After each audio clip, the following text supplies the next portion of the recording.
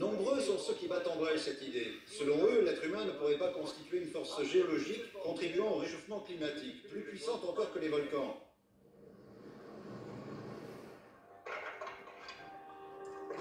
Savez-vous quelle est la quantité de carbone contenue dans un litre d'essence? On va faire l'expérience. L'essence contient 659 grammes de carbone. Chaque litre d'essence consommé est donc équivalent à 659 grammes de charbon de bois partant en fumée. Et s'il sortait de votre pot d'échappement sous forme solide? Une voiture expulsant des morceaux de charbon?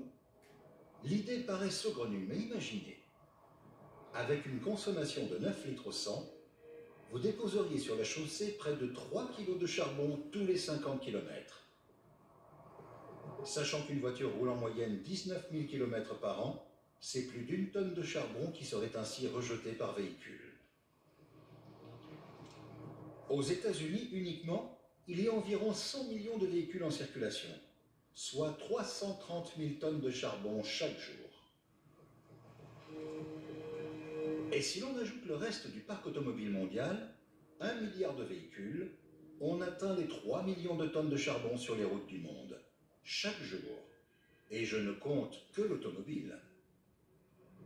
On peut ajouter les centrales électriques, les usines, l'aviation, l'agriculture, et quand on multiplie le tout par 365, on obtient la somme annuelle de carbone rejetée dans l'atmosphère par l'activité humaine, soit 12 milliards et demi de tonnes, c'est-à-dire une montagne de charbon de 2 km de haut pour 6 km de long.